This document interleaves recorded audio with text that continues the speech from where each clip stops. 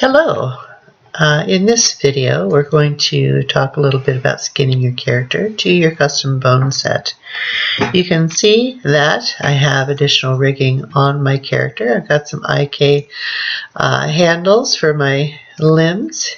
I've got some custom handles for my rotate plane solvers that control the direction of my elbows and my knees.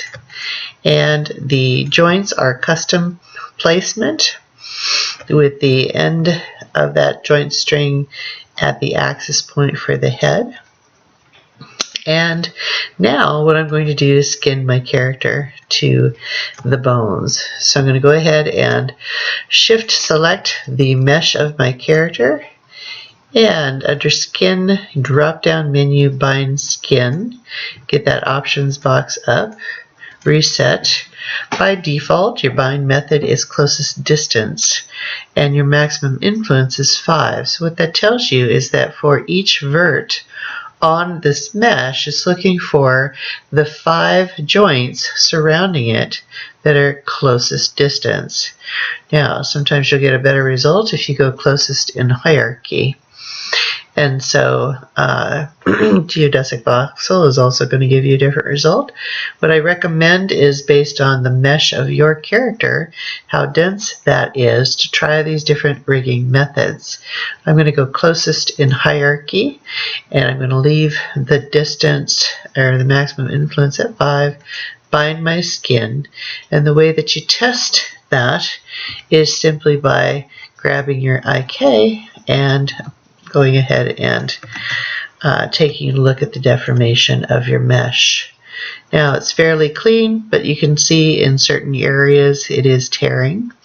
So for this, we need to make sure that we are applying your weights. Go ahead and paint your weights for this character to iron out any difficulties that you're in deformation. Now before you do that, it's advisable to create a little animation for extreme poses. It's called an ROM, range of motion animation. And what that does for you is it takes your character's limbs and places them in the extreme poses for that limb. So when you are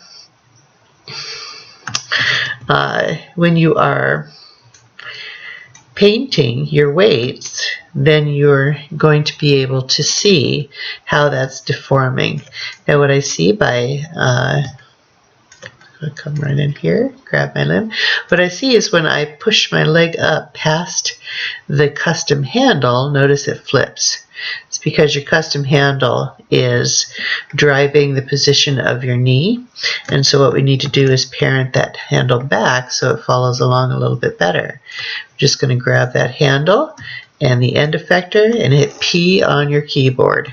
Okay, now when you grab your handle for your end effector, you're going to be able to move that up. It'll follow along and not flip your leg backwards because this stays in front of it. Still drive the position of your knee. That is the advantage of having that additional functionality. So before we go any further, let's go ahead and parent back our additional custom handles. Okay, always grabbing the parent last. You only have 4 of those. Select, shift select, P on your keyboard for parent, select, shift select, and P on your keyboard. Now for each one of those, they'll follow on just fine. Alright, so we are establishing some keyframes. I've got my auto key on, so I'm going to grab 2 directions at one time and kick that leg out this direction, and notice that it's going to key that. So I've got an extreme pose here. I want to also make sure that I have an extreme pose going in the side direction. This is where I'm going to see a lot of that tearing in the groin area. Make sure you're not exceeding the average range of motion, ROM, range of motion. You want to make sure to be fair to your character and not ask more of it than is humanly possible. Oop, we got a little flip there. So making sure that you're only getting what you need out of that. And here, this tells me that I can draw my handles out further just a little bit so they're not interfering with my range of motion animation. Kicking it out, kicking it side, kicking it back. Now I grab my mesh. I have an additional tool, which is your range of motion animation, to be able to paint your weights accurately and get good deformation. So let's go back to the skin tools, paint skin weights options box. Now when I bring that tool set up, you can see a change in your interface here. Depending on the joint that I have selected, then you can see the amount of influence of the surrounding joints. I'm using the color ramp, which gives me a little bit more information than the grayscale ramp. And now I can go ahead and take a look at the deforming areas. This is actually deforming quite well. Oftentimes you'll see a large part of the thigh and the calf pulling toward the other knee, but because we used not the default, we used the in hierarchy, it's respecting that a lot better. What I like to do is draw down my opacity and my value. Make sure I'm on replace as the paint option, and I can scale my brush size by hovering over my model, holding my B key down, B as in add brush, and click and drag to the left to scale it down or to the right to scale it up. So I'm going to go ahead and scale that down and then test very minimally the effect of that. Now I have a joint up here selected, so I don't want to paint that pelvic area to the joint. I need to make sure to select the proper joint, and I can go ahead and navigate up and down simply with my arrow keys. You can see that joint 1 is my pelvic area, so I'm going to go ahead and get right in this area. Usually I'm painting on the leg and not this area. You can apply more weight. Notice that the green is more toward the 100% weighted for that joint, less toward the 0% weighted, which is black. What I'm going to do is choose to switch to smooth. Rather than add weight, I'm going to smooth this area out with a little bit more influence and see if I can't get a little bit better deforming area in here. I don't want that stretch, but I do want, there's not a lot of additional geometry in this area. Anyway, if you're doing Spider-Man, this is the entire body is really important to make sure this is deforming properly.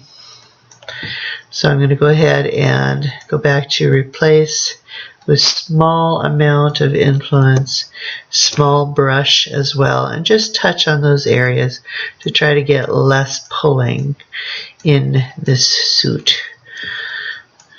Okay. So just a little less pulling so you're not stretching your textures out of whack. It's going to look pulled when your Spider-Man is doing his dramatic moves. Now that might not be really evident in the video that I'm recording. However, I'm just simply loosening those areas. Then I can come back in here and smooth those areas out so they don't look chunky there. And again, remember that you're going to be going between those dramatic poses. You see I have some collapsing in here that I need to paint.